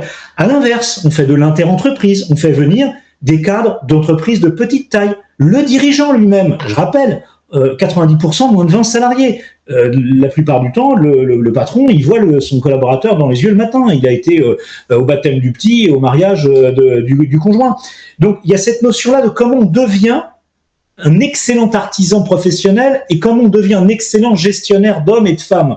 Et ça, c'est pas forcément acquis. Modestement, dans les services santé au travail, nous, on parle pas de la gestion. On parle du comportement qui pourrait laisser à penser qu'un risque psychosocial advient dès lors qu'on commet des erreurs, des maladresses ou des facilités de langage, de comportement, de positionnement. Et bien, ces ateliers management, les cafés management, on les appelle différemment selon les services, je fais des clins d'œil aussi à mes collègues du réseau Présence, et bien on le retrouve de plus en plus, et ce sont des ateliers extrêmement bien suivis, et en plus je le rajoute toujours, histoire de faire un petit peu de pub, tout ça est dans l'offre socle, comme on l'appelle, donc c'est dans le prix de la cotisation, on ne paye pas en plus pour avoir ce genre d'atelier. Et parallèlement, là, on est sur, on va dire, de l'organisationnel avec les managers, on est de mieux les former, mieux réagir en termes de psychodynamique du travail. On utilise des mots moins savants, je vous rassure, on le fait un petit peu plus light. De l'autre côté, c'est quand ça a pété. C'est-à-dire qu'on a une relation qu'on revendique parfois comme toxique. Mon manager est toxique, monsieur Chemin disait, bah oui, parce qu'il m'a pas validé mes 5 jours de télétravail, ce type est vraiment toxique. On en a quelques-uns. On a aussi des vrais fous furieux, hein, et ceux-là, comme vous disiez, Maître Ledoux, n'hésitons pas, hein, il faut sortir ces gens-là, évidemment. Mais lorsqu'on est dans une sorte de conflictualité, eh bien ça, on n'a pas su faire. Et pendant longtemps, les services santé au travail n'étaient pas bons. Je vais même aller plus loin. Nos psychologues du travail ne sont pas les bons outils, les bons instruments pour travailler ce qu'on appelle la médiation.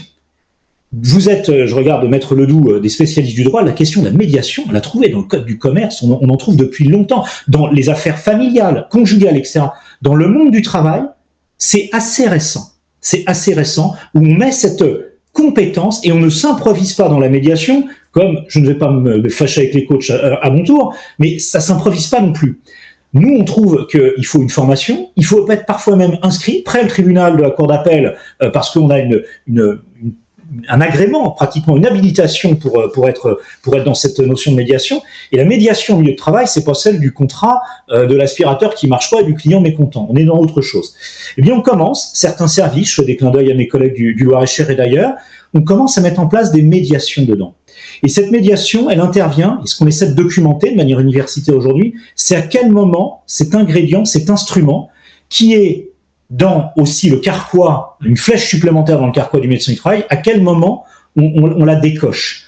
Trop tard, ça marche plus. La relation, le conflit est trop enquisté, ça risque de ne pas fonctionner.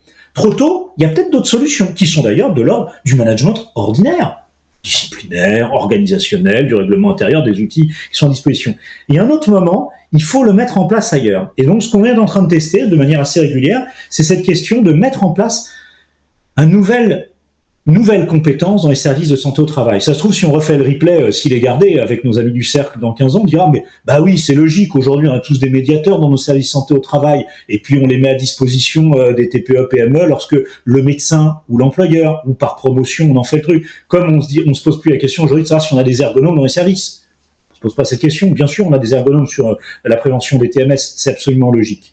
Donc, il y a aussi, voilà, cette question, éduquer le manager et aussi essayer de résoudre le conflit. Et le conflit n'est pas malsain dans le monde de l'organisation. J'aime souvent à citer des vieux auteurs comme Marie Parker Follett, qui fait l'éloge du conflit. Le conflit, c'est bien. Nos amis orientaux nous disent chouette un problème. Bah, parce que si on le voit pas, comme sur le plateau, ce que vous disiez, Monsieur Chemin, tout va bien, tout est parfait. Bah, il n'y a pas de problème. Si on arrive à le révéler et dans un cadre qui n'est pas immédiatement celui du disciplinaire, parce qu'on n'est pas forcément, il n'y a pas que des psychopathes ou des fous furieux, heureusement, on arrive à le réguler avec un autre acteur, en prenant cette hauteur, c'était très bien dit de remettre un petit peu de contexte dans l'ensemble de l'organisation et dans l'ensemble de l'émotion. Venez me parler, dites-moi ce que vous en pensez, et il y a une méthode pour ça. Voilà, on consent, on est dessus. Nos premiers résultats, je donne toujours des nouvelles du front à Anne-Marie et aux amis du cercle, ça commence à bien fonctionner, et dans 80% des cas, lorsque la médiation est acceptée, eh bien, ça se résout ça se dénoue. Voilà, moi j'ai vu des gens qui repartaient la tête baissée dans une salle d'attente qui n'était pas prêts à discuter, et on les enferme 3 heures avec un médiateur, 2 pauses café, et les gens, bonjour, s'il vous plaît, passez après moi, je vous en prie, on a bien fait de parler, etc., etc. Ça ne fonctionne pas à tous les coups. Il peut y avoir des licenciements, il peut y avoir des ruptures conventionnelles, il peut y avoir des démissions, il peut y avoir des inaptitudes par absence de reclassement possible. Mais ce que l'on voudrait, c'est qu'il n'y ait pas, pour nous, service de santé au travail, le pire du pire, c'est l'inaptitude. Je travaillerai dans un hôpital, ça, je parlerai de décès. C'est un échec collectif. Ça a été dit souvent lorsqu'on n'arrive pas au bout de sauver ce contrat de travail, même si parfois il faut trancher. Néanmoins, il faut qu'on se donne tous les moyens. Et aujourd'hui, je pense qu'il y a des artefacts, des outils, des méthodes et des techniques qui ne sont pas encore complètement appréhendés par les services de santé au travail. Et c'est un petit peu notre boulot, voilà, en région Centre-Val de Loire, de le documenter. Et on espère dans quelques années vous livrer une petite étude modestement monographique sur à quel moment la médiation, dans un cadre particulier, fonctionnerait bien. Voilà, Marie, ce que j'avais envie de partager avec vous en cette fin de journée. Merci Laurent.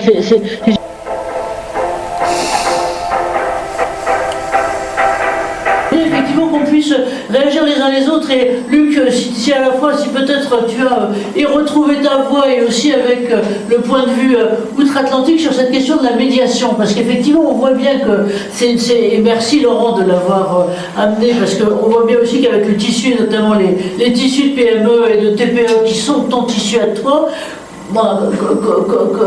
comment les choses évoluent et maturent ou mûrissent, Luc, avec notamment l'utilisation de ce type de moyens qu'est la médiation, aussi bien dans grande entreprise ou autre, et dans ce que tu as amené, toi, à la fois à diagnostiquer et à regarder. Merci à tout un sujet. Puis je vous propose que tous les trois autres, on rebondisse, et puis après qu'on prenne les questions absolument là-dessus. Il y a plein de questions intéressantes, mais voilà. Alors Luc d'abord, comme ça permet de regarder les questions. Alors, la médiation aussi, c'est relativement nouveau chez nous. Donc, ça fait bien souvent partie des interventions en gestion des conflits. Alors, on dit les conflits font partie de la vie comme telle. Donc, le postulat à la base des conflits, c'est que les conflits sont inévitables. Et que la façon dont un conflit est réglé sert de point de départ au prochain. À moins qu'on puisse régler un problème par consensus où tout le monde s'entend sur le problème, ça va toujours revenir. Et les parties qui n'auront pas été, dans le conflit, qui n'auront pas été réglés à la satisfaction de tout le monde, vont revenir un peu plus tard. Donc, en espérant qu'il n'y aura pas d'escalade à ce moment-là. Alors, mais effectivement, les conflits sont vus surtout lorsqu'il y a des différends entre les parties. Alors, c'est à ce moment-là qu'on va parler de ça. Mais on parlait tout à l'heure, la culture toxique, c'est quand ça fait longtemps que dans un milieu de travail, les problèmes persistent. Et comme je disais tout à l'heure, s'ils persistent, c'est qu'il y a une raison à ça. Parce que soit on a essayé de les régler, ça ne se réglait pas. Et il ne faut pas oublier qu'on ne peut pas changer une personne qui ne veut pas changer. Donc, absolument pas. L'être humain peut changer de comportement. Oui, on peut l'amener à changer de comportement et changer sa personnalité. Il faudrait demander ça aux cliniciens. Vous allez voir qu'ils vont vous dire que c'est extrêmement difficile. Donc, on peut amener quelqu'un à travailler correctement, mais en sachant qu'à un moment donné, les vieilles façons de faire risquent de revenir, surtout s'il y a des périodes de tension. Donc, c'est ce qu'on remarque les soirs. Là.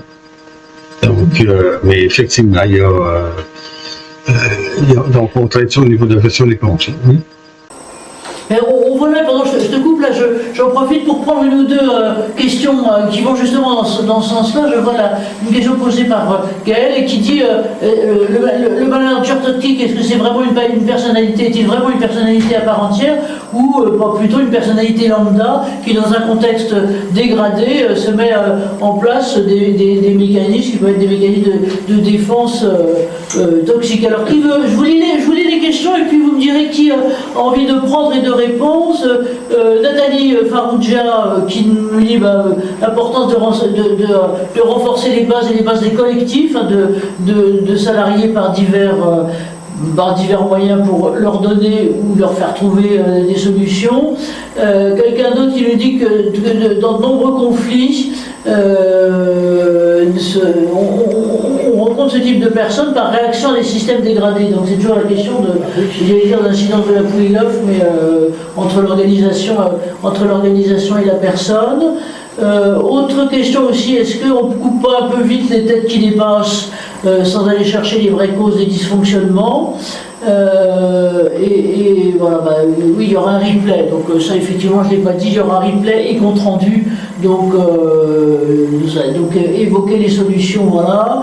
Et puis une question directement intéressée sur quelqu'un qui dire à mon avocat qui prétend que n'ayant pas de preuve du harcèlement subi et je n'ai pas de témoignage écrit, il ne souhaite pas utiliser cet argument dans la demande de rupture conventionnelle. Je précise que ma harceleur a été déplacé 4 fois au sein de ma structure pour des faits similaires. Et puis alors voilà, là une question qui est presque une question métaphysique, en tout cas fondamentalement humaine, c'est à partir de quand une émotion est-elle un problème individuel et devient-elle une alerte de dysfonctionnement et autres. Donc là, exactement, vous avez 4 heures pour répondre et encore vous ne sortirez pas de la cave à ce moment-là. Et les DRH ne font pas partie du paysage dans cette conférence, mais c'est pas gentil de dire ça. On peut pas avoir 51. Et Luc, je suis d'accord, il faut aider les victimes à se faire respecter. Ça, c'est bien vrai. Voilà, alors qui veut enchaîner ou bien prendre la parole parmi aussi nos participants et nos... Juste sur la alors, attends, bouge pas, il faut que je me transbaille le micro et tu retires pas trop dessus. Oui, juste pour la rupture conventionnelle, effectivement, si c'est dans un contexte de harcèlement, elle peut être remise en cause, puis ce sera perçu comme un vice du consentement. Tandis que quelqu'un qui est harcelé moralement, par exemple, et à qui on ferait signer une rupture conventionnelle, cette personne pourrait remettre en cause la rupture conventionnelle en invoquant un vice du consentement. Ce qui fait que la compatibilité entre une rupture conventionnelle, au moins officiellement, entre une rupture conventionnelle et harcèlement, normalement, ça ne peut pas marcher avec. Voilà. Juste vous dire ça. Et je reviens là-dessus, c'est vrai que de temps en temps, dans un certain nombre de nos discussions, je trouvais qu'il y avait des choses qui n'étaient pas forcément, qui ne sont pas simples, hein, entre négociation, médiation, assainissement, si on peut dire, de conflits, les choses sont pas simples. Vous voulez dire quelque chose, Jacques? Non, rien. Puis, tant que j'y suis, juste pour... Chez les juristes, on parle de harcèlement caractérisé. Qu'est-ce que veut dire harcèlement? C'est un harcèlement qui rentre dans la définition du code du travail et du code pénal. Il y a des définitions, d'ailleurs ce sont pratiquement les seuls risques psychosociaux qui sont définis de façon précise. Hein. Le harcèlement moral, l'agissement répété qui ont pour objet ou pour effet de détériorer les conditions de travail. Là, le harcèlement va être caractérisé, mais caractérisé, ça rentre plein pot dans la définition du code du travail et du code pénal. Pareil pour le harcèlement sexuel. C'est pour ça que pour les juristes, le harcèlement, nous on fait pas mal d'enquêtes internes par exemple, très fréquemment on conclut que le harcèlement n'est pas caractérisé. Ça veut dire qu'il ne rentre pas dans la définition du code du travail et du code pénal. Voilà. Peut-être si tu pouvais reprendre, Michel, un certain nombre de choses là-dessus, parce que je trouve que la force de l'investigation pour permettre, encore une fois, ce que tu disais tout à l'heure, c'est-à-dire objectiver les choses, et ce qui se passe à chaud se passe aussi en général. C'est-à-dire qu'on est à plein dans l'émotionnel, alors que tout ça, il faut quand même rationaliser les choses, essayer d'objectiver. On fait beaucoup d'enquêtes internes, voilà. On sous-traite entre guillemets certains employeurs qui ne sont pas à l'aise. Bon, sur 10 enquêtes, il y en a au moins 6 ou 7 dans lesquelles on conclut qu'il n'y a pas de harcèlement caractérisé. Et c'est ce que disait Jérôme, très fréquemment, il y a autre chose. Hein.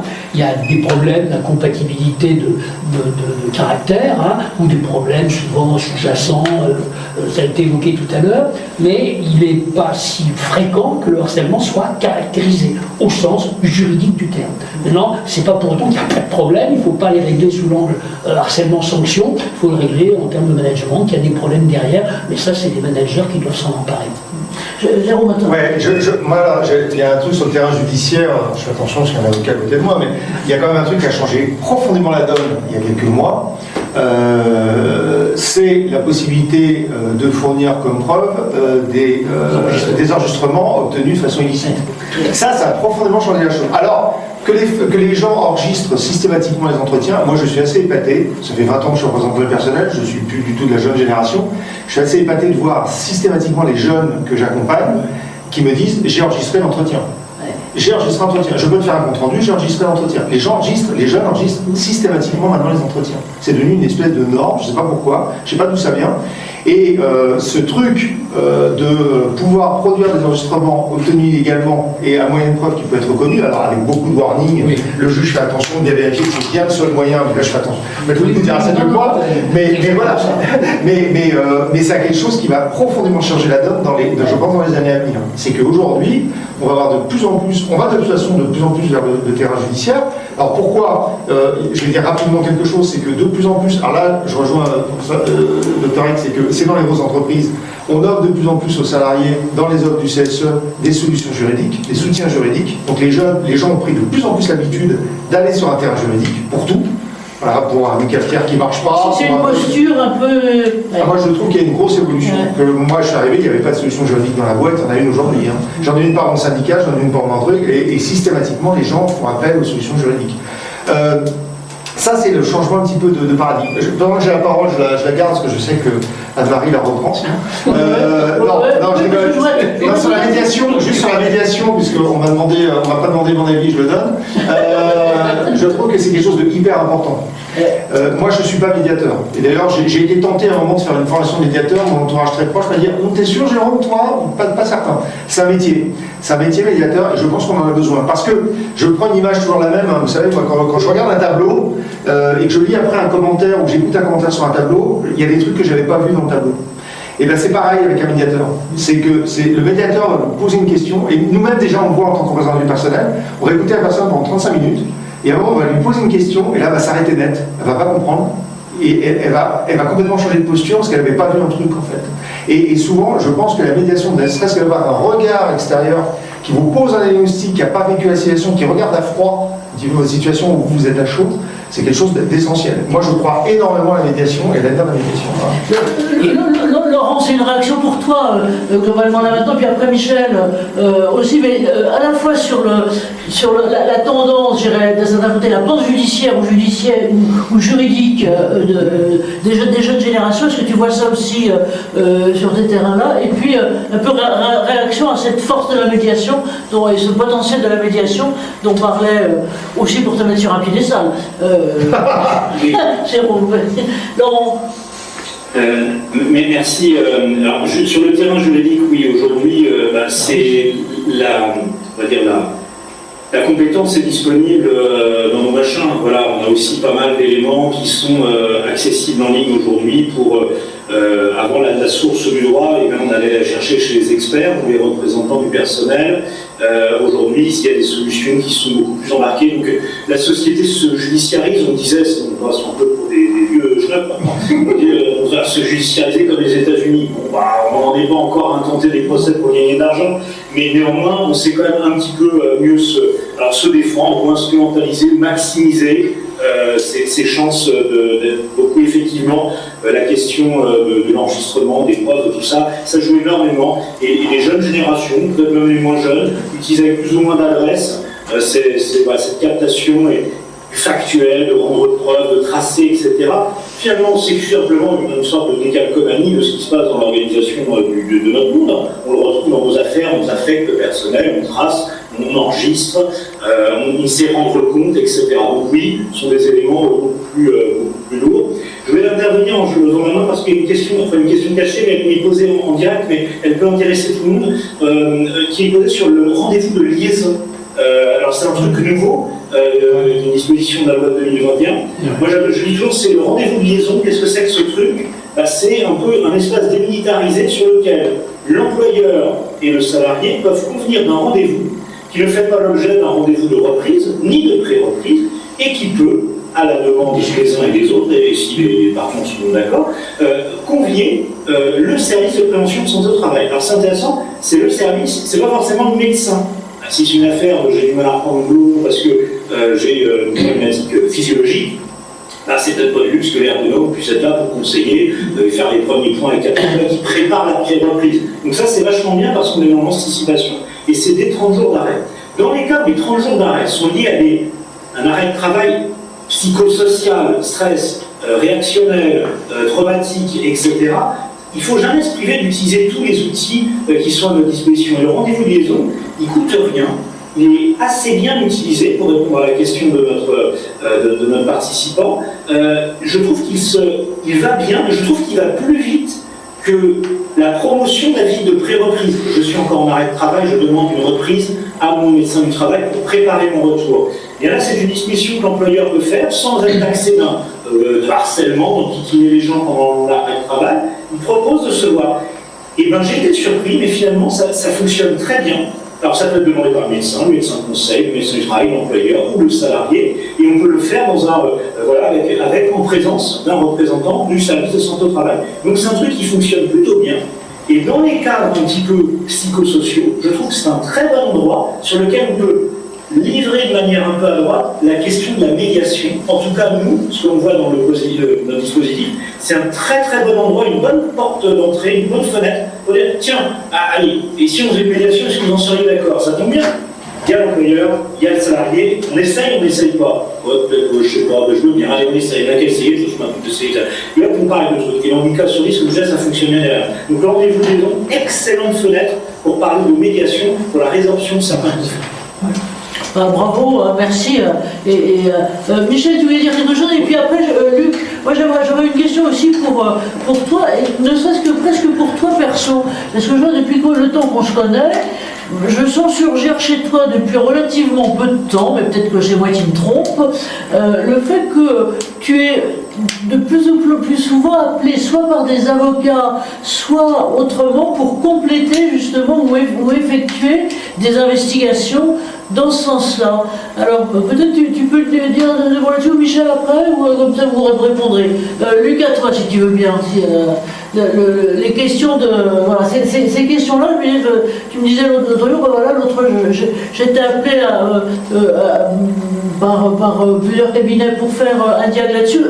Comment ça se passe, je veux dire, même pour toi personnellement ou pour ou pour tes homologues?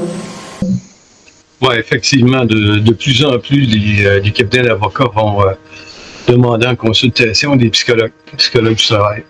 Dans les cas où, dans un cas où, je dirais, il y a des poursuites contre des individus sur des comportements donc inacceptables, ou encore des poursuites contre une autre entreprise où on nous demande d'intervenir pour voir si une entreprise peut aller voler du personnel chez d'autres entreprises et qu'est-ce que ça occasionne comme climat de travail. Ça, on retrouve ça. On parlait tout à l'heure du harcèlement moral et puis du harcèlement physique. Évidemment, ça laisse des traces. Le harcèlement moral ne laisse pas de traces. Il n'y a pas de limite à la torture psychologique. Et quand on intervient, c'est d'essayer de trouver qu'est-ce qui est vraiment le cas. Et il ne faut pas oublier que c'est beaucoup plus la perception de la réalité que la réalité elle-même qui influence les gens. Si pour eux, c'est important, dans ce qu'ils communiquent, c'est important. Les effets sont les mêmes. Alors, il faut toujours essayer de voir effectivement le poids de ce qui est suggéré, de ce qui est décrié chez une personne, pour voir effectivement si c'est vrai ou si c'est pas vrai. Donc, mais il ne faut pas oublier effectivement que si c'est important pour quelqu'un, c'est important. C'est son jugement qui va décider ça. Ok. Merci de ce côté-là. Je voudrais le retourner, pardon, là, de reprendre le micro, mais c'est surtout pour Michel. Oui. Justement sur la médiation, il faut savoir que les tribunaux, de plus en plus souvent, notamment en droit du travail, imposent une médiation. À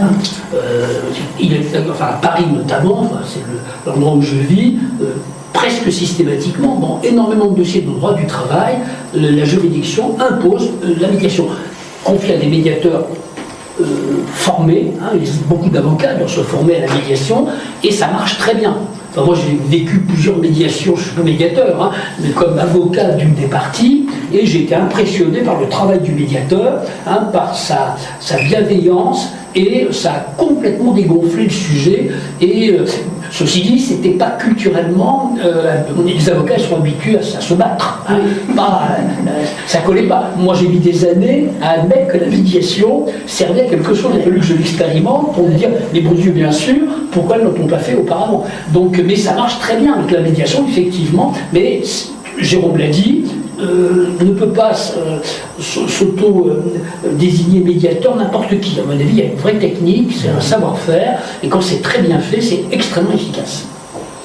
Et donc là, c'est vrai qu'on voit un peu évoluer les choses, parce qu'on a eu une image, je dirais, il y a quelques années, de médiation qui était, j'allais dire, assez processive, et dans lequel on rentrait, j'allais dire, pour le coup, vous qui rentrez ici, perdez tout espoir. Enfin, il y avait un côté un peu process. C'est une temps perdue. Infernal, avec un tunnel là-dedans, qui était juste là. Peut-être, on est en train d'arriver sur la fin. Alors d'abord, dans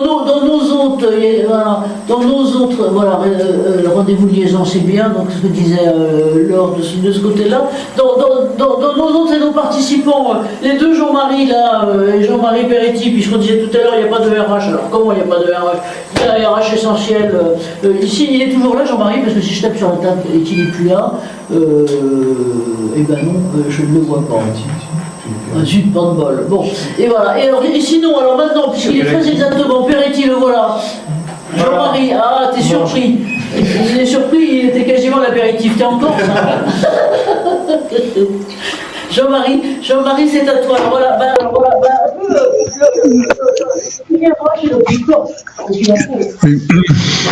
J'ai beaucoup apprécié ces échanges parce qu'on est vraiment au cœur d'un problème croissant dans les organisations.